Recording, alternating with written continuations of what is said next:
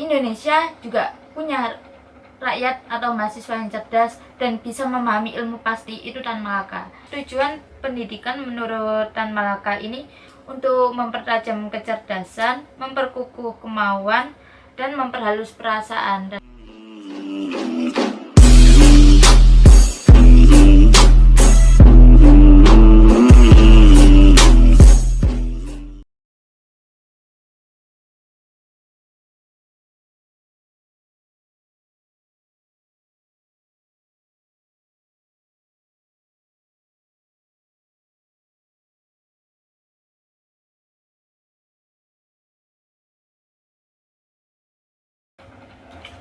Assalamualaikum warahmatullahi wabarakatuh.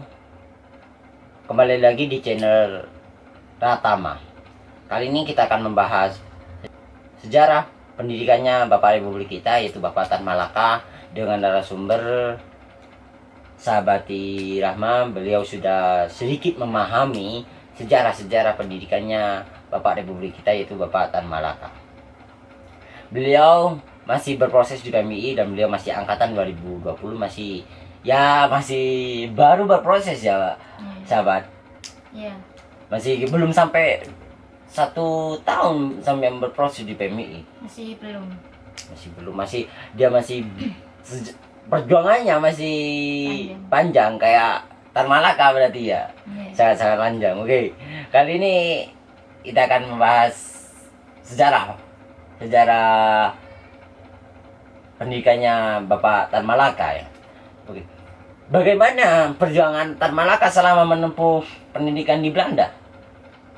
Jadi sebelum kita mengulik gitu kan, bagaimana perjalanan Tan Malaka selama menempuh pendidikannya di Belanda, alangkah baiknya saya flashback dulu tentang pendidikan Tan Malaka selama di Bukit Tinggi di Indonesia sendiri. Jadi Tan Malaka ini lahir dari lingkungan keluarga yang agamis gitu kan. Terus Tan Malaka itu sendiri oleh keluarganya itu dimasukkan ke sekolah di Bukit Tinggi, sekolah guru, namanya itu Quick School. Itu Tan Malaka ini menempuh pendidikan di sana itu ya kayak kita gini. Jadi Tan Malaka meskipun pahlawan nasional gitu kan, tapi tetap punya sifat yang bandel, punya sifat yang malas menghafal kayak kita gini. Tapi dari sisi positifnya Tan Malaka itu sendiri, meskipun Tan Malaka dikenal sebagai siswa yang bandel selama di sekolahnya di Bukit Tinggi itu, Tan Malaka ini memiliki sifat yang sangat disegani oleh guru-gurunya, di mana Tan Malaka ini dikenal dengan murid yang paling cerdas. Hingga akhirnya salah satu gurunya Tan Malaka di School Bukit Tinggi ini kalau bahasa gaulnya itu merekomendasikan gitu dan merekomendasikan Tan Malaka ini agar bisa masuk di perguruan tinggi di Belanda gitu kan. Jadi setelah lulus dari Quick School itu, Tan Malaka ini dibantu oleh gurunya yang ada di Bukit Tinggi untuk bisa masuk ke universitas yang ada di Belanda. Dan saat Tan Malaka masuk di universitas di Belanda ini, Tan Malaka juga melewati tahap-tahap seperti kita kayak mau masuk ke perguruan tinggi itu kan biasanya ada SNMPTN, SBMPTN. Nah, Tan Malaka ini juga ikut seleksi itu. Jadi bukan karena direkomendasikan oleh gurunya terus Tan Malaka bisa langsung masuk ke perguruan tingginya, itu enggak. Jadi Tan Malaka sama kayak kita gitu kan, mengikuti seleksi.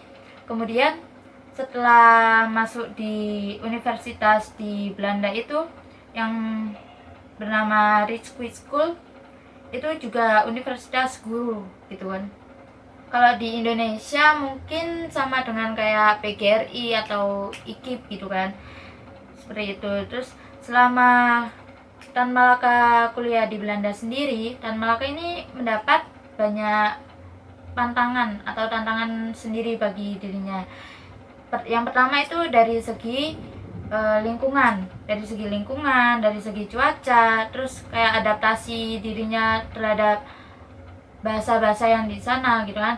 Namun Tan Malaka sendiri ini tidak menyerah dengan keadaan begitu saja. Jadi meskipun demikian, Tan Malaka ini tetap dikenal sebagai mahasiswa yang cerdas gitu. Jadi satu-satunya mahasiswa yang mengenalkan bahwa Indonesia juga punya rakyat atau mahasiswa yang cerdas dan bisa memahami ilmu pasti, itu Tan Malaka. Itu ada di bukunya kisah cinta Tan Malaka, itu ada nanti penjelasannya di situ kalau teman-teman atau sahabat-sahabati mau baca lebih lanjutnya kayak gitu.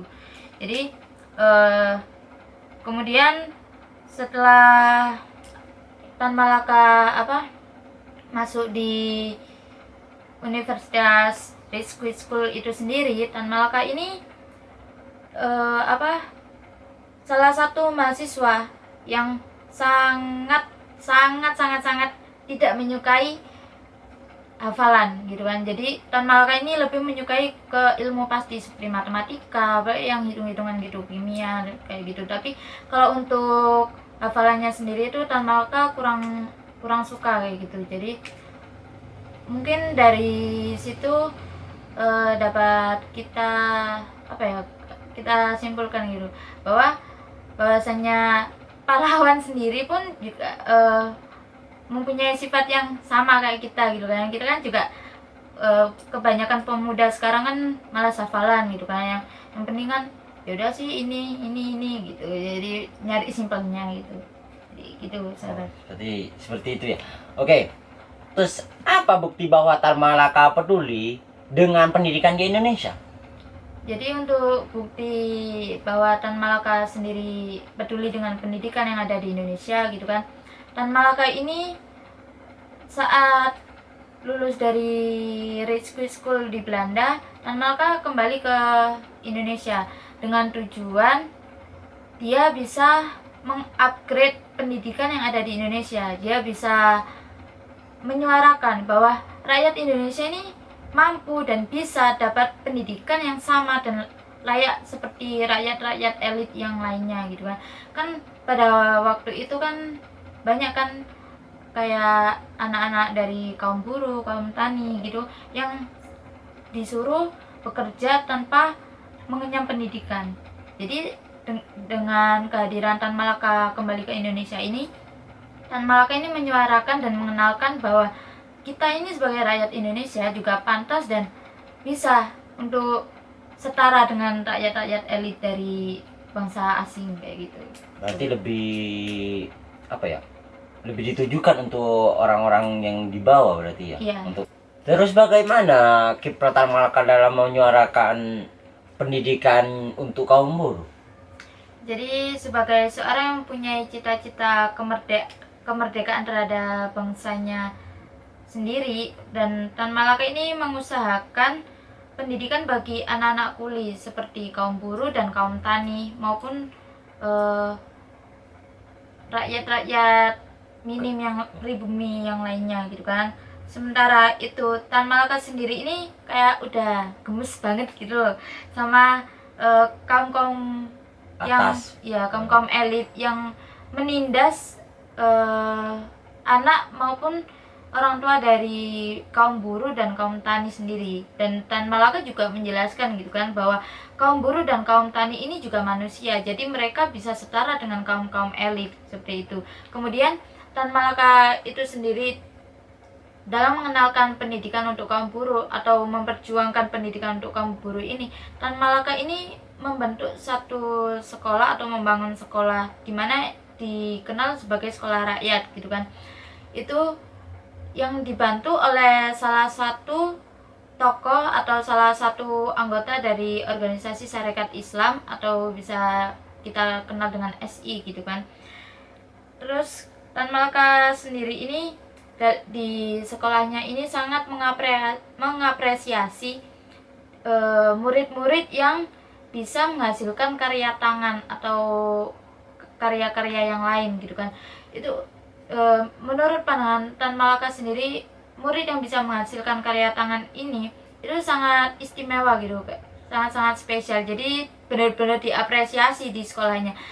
Lantas mungkin bagi kayak tuan besar atau kaum elit gitu kan, biasanya kan kayak kalau di era zamannya kita ini sendiri pasti kan responnya mungkin kayak gini, ih apa sih cuma gitu doang ya, kayak gitu. Itu contohnya ya. Jadi di situ Tan Malaka speak up dan mengupgrade untuk pandangan-pandangan dari kaum elit ke kaum buruh dan kaum tani, bahwasanya menghina orang yang bekerja tangan atau menghina orang yang punya kreativitas dan bukti nyata bahwa kita bisa, itu tuh sangat-sangat tidak manusiawi seperti itu. Karena kita sendiri sebagai manusia kan juga terlahir sama gitu kan, kita bisa setara, kita bisa, bahkan kita sebagai rakyat Indonesia maupun rakyat kaum buruh, kaum tani ini sendiri bisa lebih baik dan bisa lebih terpandang dari kaum-kaum elit yang hanya mungkin bisa kita bilang hanya mengandalkan hartanya saja kayak gitu, sahabat. Iya. Kan pasti Tan Malaka adalah orang yang memperjuangkan pendidikan di Indonesia. Terus, Ya. terus otomatis itu Tan Malaka punya tujuan. Tujuan pendidikan dari Tan Malaka itu apa? Kalau untuk tujuan pendidikan dari Tan Malaka itu sendiri gitu kan, Tan Malaka ini bilang bahwasanya tujuan pendidikan menurut Tan Malaka ini untuk mempertajam kecerdasan, memperkukuh kemauan, dan memperhalus perasaan. Dalam artian kita selama menempuh pendidikan ini kita bisa memperkukuh kemauan, itu seperti apa ya, kayak kita ini optimis untuk ayo optimis bisa, pasti bisa berjalan sampai lulus sampai S1, S2, S3 kayak gitu untuk memperkukuh kemauannya. Lalu untuk mempertajam kecerdasan sendiri, kita sebagai mahasiswa ataupun rakyat yang sedang mengenyam pendidikan, kita ini kan terus mendapat ilmu, kita terus mendapatkan wawasan yang luas gitu kan, kita terus ditambah gitu ilmu-ilmunya. Jadi dari situ kita dapat mempertajam kecerdasan kita. Kemudian untuk memperhalus perasaan sendiri, kita kan di dalam menempuh pendidikan kan juga kita bertemu banyak orang kayak gitu kan. Jadi semisal saya kan satu kampus sama sampean gitu kan, sama sahabat, kita kan berbeda sifat gitu kan. Iya. Ya, mungkin dari saya sifatnya keras, dari sahabat Umam sifatnya lebih halus gitu kan. Dari situ kita bisa memperhalus perasaan dalam artian kita saling mengerti gitu. Jadi kita tahu kondisi di mana kita harus apa ya bahasanya, paham keadaan gitu. Jadi kita kan misal saya tahu sahabat Umam ini keras gitu, jadi terus saya ikut keras kan nggak bisa. Jadi dari situ kita juga bisa untuk memperhalus perasaan dalam segi pendidikan juga. Terus untuk ke guru kita juga kan, guru kita kan juga punya sifat masing-masing kayak gitu kan. Jadi ya dari situ sih lebih untuk lebih utama dalam memperhalus perasaannya seperti itu. Oke.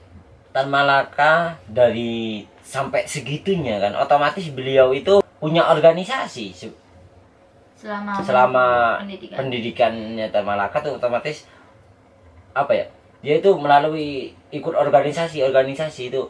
Apa yang diikuti oleh Tan Malaka ketika menempuh pendidikannya itu? Jadi mohon maaf sebelumnya karena saya kan juga baru berproses gitu kan ya.